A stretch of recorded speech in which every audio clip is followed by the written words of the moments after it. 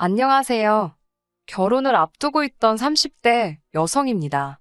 결론부터 말씀드리자면 파혼했습니다.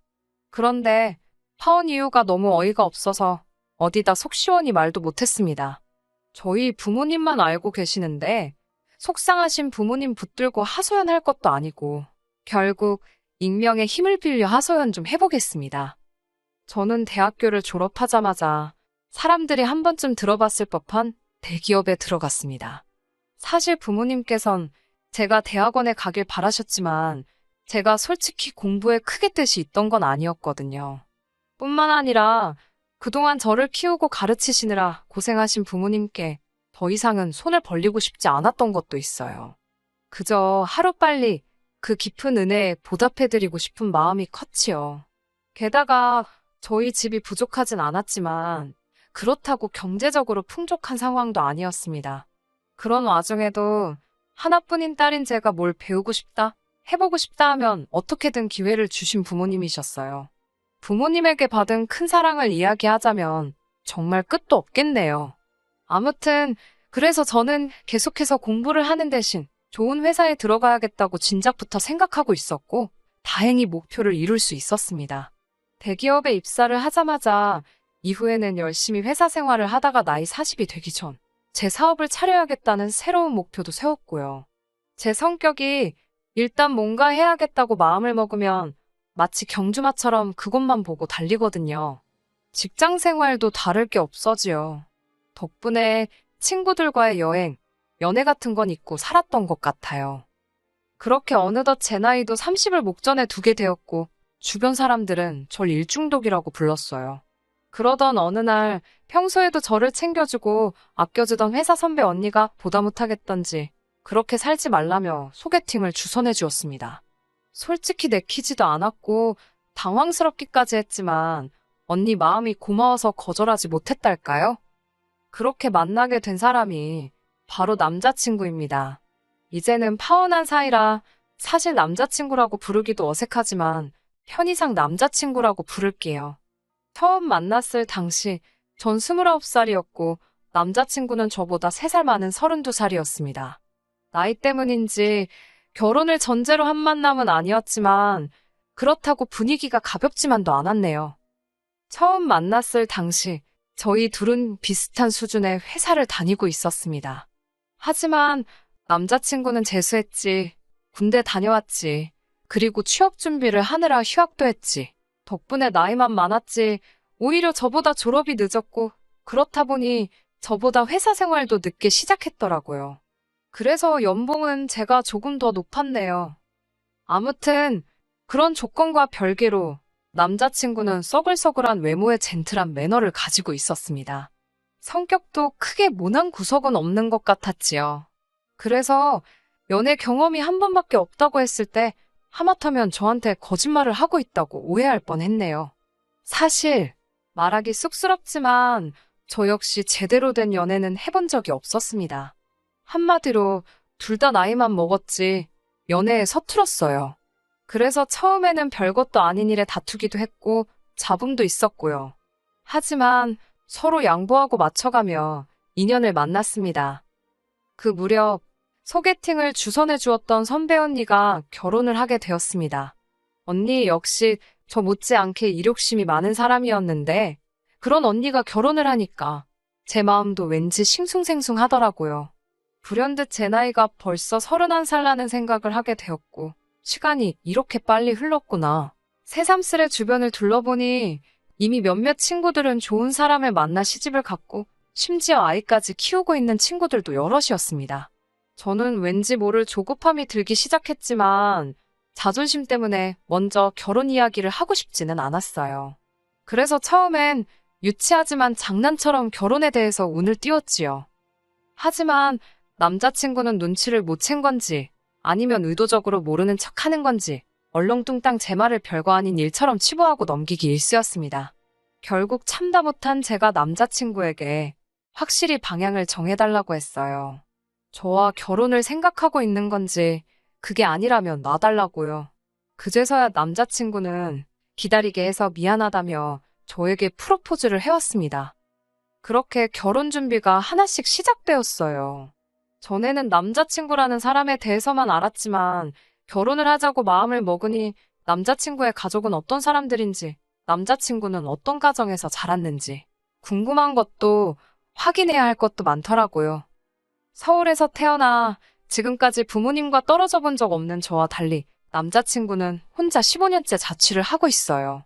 한편 남자친구의 부모님께선 차로 1시간 반 정도 떨어진 곳에서 살고 계셨는데 그 근처에서 반찬 가게를 운영하신다 들었지요. 장사가 어느 정도 되었는지는 잘 모르겠네요. 결혼 이야기가 나오기 전에는 그런 이야기까지 궁금하지 않았던 게 사실이고 결혼 이야기가 나온 후에는 괜히 제가 돈 때문에 물어보는 것처럼 보일까봐. 돈 이야기가 나왔으니 말이지만 결혼 이야기가 오가면서 시쳇말로 서로 주머니 사정도 오픈을 했어요. 저는 당시 모아둔 돈이 7천 정도 있었고 남자친구는 3천이 있었습니다. 그리고 남자친구는 할부가 끝나지 않은 차를 한 대 소유하고 있었고요. 저와 만나기 전 주변 친구들이 자동차는 좋은 거 타야 된다고 꼬셔서 얼떨결에 외제차를 뽑았다고 하더라고요. 그래서 한 달에 차값으로만 나가는 돈이 100만 원 가까이 되었습니다. 이 부분에 있어서는 솔직히 너무 이해도 안 되었고 마음에 들지 않았지만 저와 알기도 전에 있었던 일이니 제가 남자친구를 탓할 만한 상황이 못 되었네요. 남자친구는 어머님 아버님과도 좋은 관계를 유지하고 있었습니다. 남자친구도 저와 마찬가지로 외동이라 그런지 남자친구에 대한 어머님의 정성이 대단하셨지요. 게다가 덜어져 살아서인지 어머님께선 한 달에 한 번 내지 두 번은 꼭 남자친구 자취방에 찾아오신다 들었습니다. 국이며 반찬이며 챙겨오셔서는 청소까지 구석구석 싹 해주고 가시신다고요. 사실 그 이야기를 들은 이후로는 남자친구 자취방에는 아예 출입을 하지 않았습니다. 저희 부모님 세대만 하더라도 남녀가 서로 집에 드나드는 거에 대해서 불편해하시는 분들이 많잖아요. 괜히 저에 대해서 색안경을 끼실까봐 나름대로 행동에 신경을 많이 썼습니다. 하지만 제가 아는 건 이 정도가 전부였고 실제로 어머님 아버님을 직접 뵌 적도 없고 대화를 나눠본 적도 없었어요. 그래서 어머님 아버님과 식사 자리를 갖게 되었습니다. 지금도 다시 생각만 해도 구역질이 올라오네요. 어쨌든 처음으로 인사를 드리러 가는 자리였기에 뭘 사갈까 고민을 많이 했어요. 그러다 미리 주문해야만 먹을 수 있다는 케이크를 사가게 되었습니다. 어차피 식사하고 나면 디저트가 필요할 테니까 다 같이 먹으면 되겠다는 생각이었지요. 남자친구가 원래 달달한 디저트류를 좋아하기도 했고요. 그렇게 남자친구 집에 도착하니 어머님께서 드디어 만나본다며 너무 다정하고 따뜻하게 저를 반겨주셨습니다.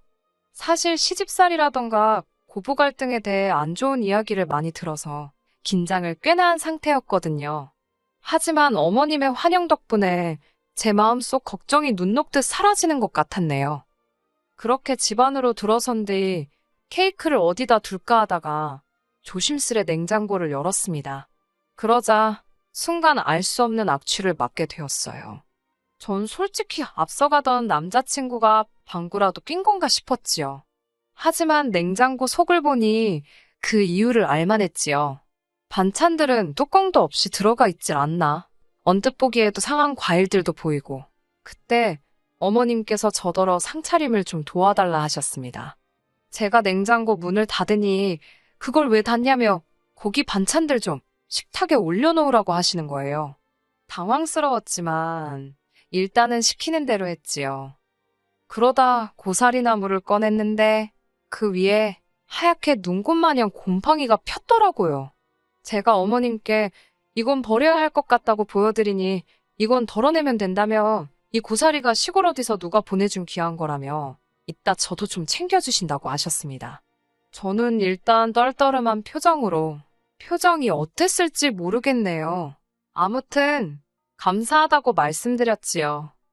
어머님께선 하나밖에 없는 아들이 며느리감을 데려온다고 해서 너무 좋으셨다며 갈비찜도 하고 전도 하셨다고 그러더라고요. 제가 뭐라고 이렇게까지 하셨나 싶어서 너무 감사했어요. 어머님은 이제 거의 다 되었다며 저더러 거실에 가서 남자친구랑 같이 앉아있으라고 하셨습니다. 제가 좀 더 도와드리겠다고 했지만 괜찮다고 하시더라고요. 그리고 비로소 긴장이 좀 풀리면서 남자친구의 집을 둘러보게 되었습니다. 남자친구의 집 구조가 특이해서 들어오자마자 부엌이었고 부엌을 가로질러야 거실에 갈 수 있었거든요.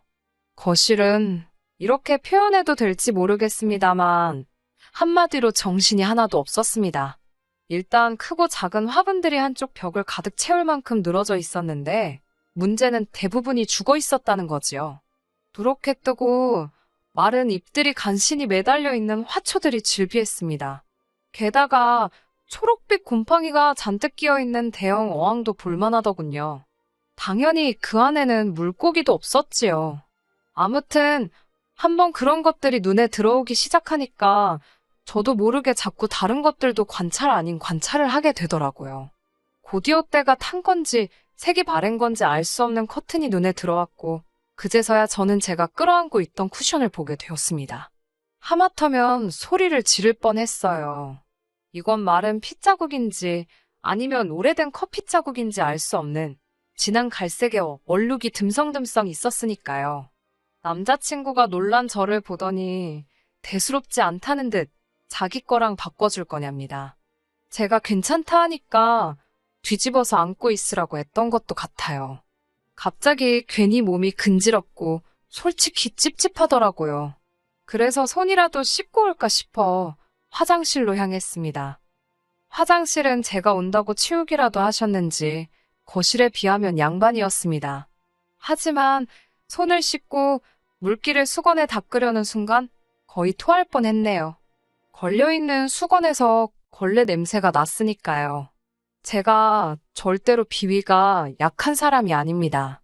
웬만한 대화 주제로도 끄떡없는 사람이거든요. 결국 저는 대충 손을 털고 나왔습니다. 인사드리는 날이라고 백화점 고급 브랜드에서 연분홍 투피스까지 사입고 온 제 자신이 우스울 지경이었네요. 아무튼 그렇게 거의 소파에 엉덩이를 걸치듯 앉아 있었습니다.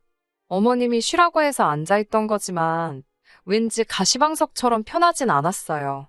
아버님은 저더러 똥 마려운 강아지 마냥 왜 그러냐고 농담을 던지셨지만 그런 농담이 당황스럽고 재밌지도 않았던 전 어정쩡하게 웃어 보였지요.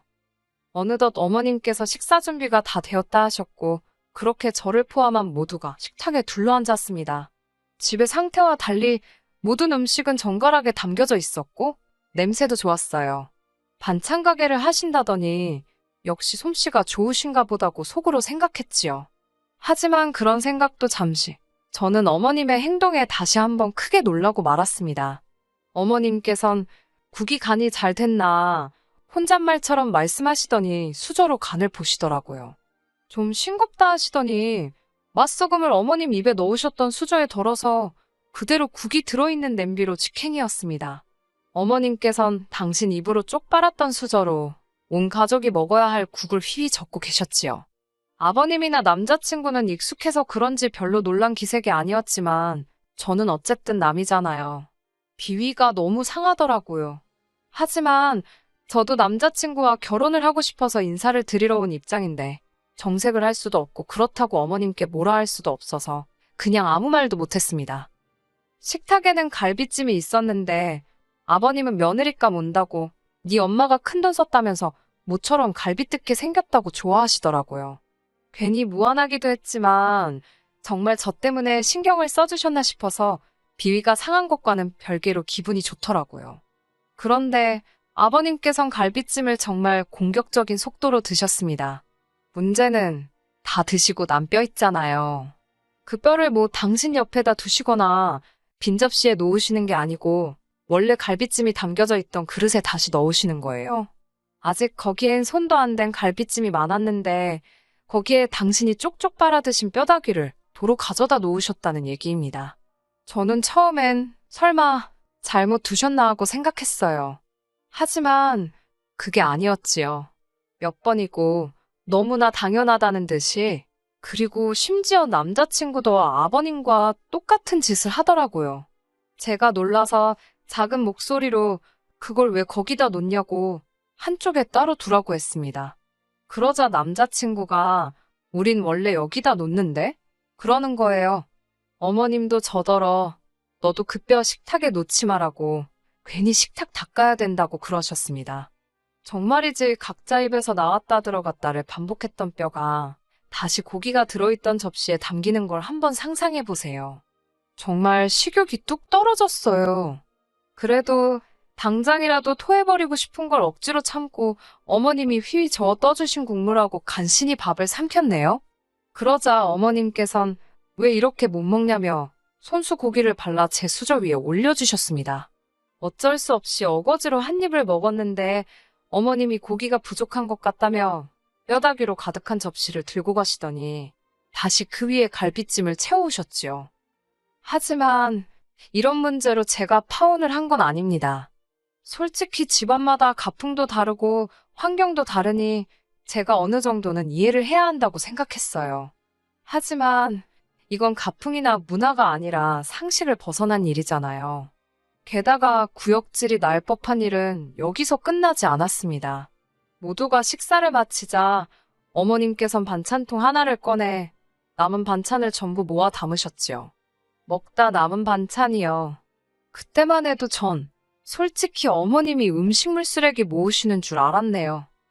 아버님께선 제가 사온 케이크 맛 좀 보자고 하시며 거실에서 2차로 디저트를 먹자고 케이크를 꺼내오셨습니다.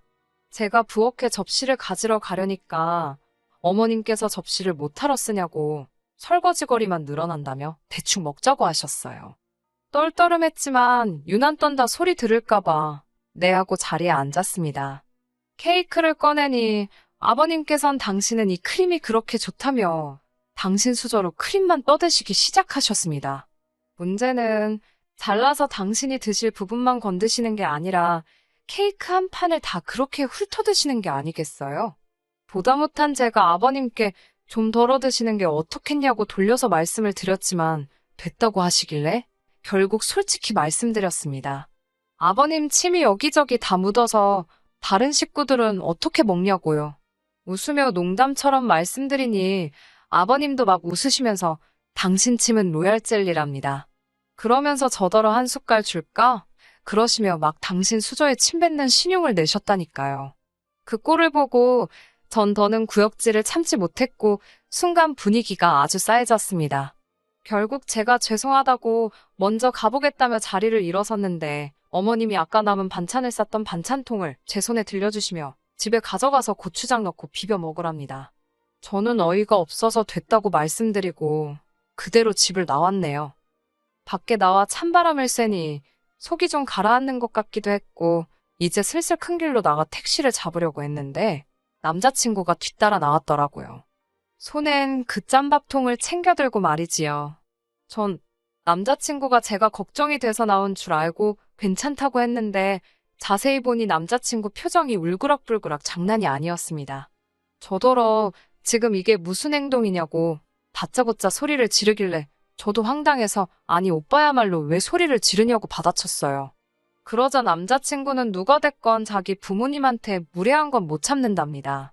어이가 없어서 내가 무례하긴 뭘 무례했냐고 솔직히 너무 비위생적이고 비상식적이라 참다 못 참고 뛰어나온 건데 오빠 눈엔 저게 정상으로 보이냐고 물었습니다. 그러자 남자친구가 한다는 말이 한 집안 식구들끼리 뭐가 비위생적이냐며 아주 악다구니를 쓰더라고요. 아니 전 솔직히 말해서 남자친구가 왜 그렇게 격분을 한 건지 파혼한 지금도 이해가 안 됩니다. 차라리 남자친구가 자기 부모님이 절 너무 편하게 생각하셔서 실수를 하신 것 같다 미안하다라고 말했으면 저도 내가 좀 더 참았어야 하는데 어른들이 민망하진 않으셨을지 걱정이라는 식으로 대화가 마무리되지 않았을까 싶거든요.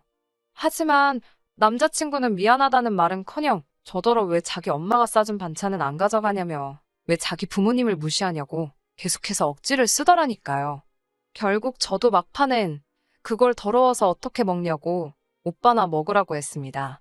그러자 어머님 반찬 가게 오시는 손님들은 돈 주고 사 먹고 없어서 못 먹는다며 저더러 꼴값 떨지 말랍니다.